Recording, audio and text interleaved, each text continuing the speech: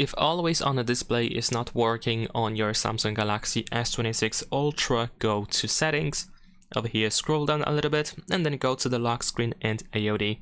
And here we're gonna tap on the always on display option, and the first thing that you can do is you can simply deactivate and activate always on display, or just simply make sure that it is enabled. Sometimes a simple turn off and turn on allows you to fix the AOD in case it is not working.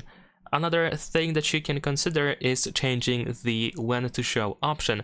If we go over here, by default we actually have to tap on the screen in order to activate always on display, which might be not so intuitive considering the fact that on most of the Android smartphones, if you lock your phone, then you get always on display automatically visible and you don't have to tap or anything. In here, if you lock the phone, you have to tap on the screen once to activate always on display, and of course if you tap twice you activate the lock screen. So if you want to change that, then of course we can switch to auto or always. You can start by choosing always to see if always on display is actually fully working.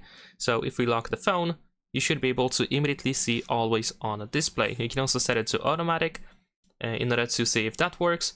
And then we should be able to also try the tap to show once you figure out if it's actually working or not.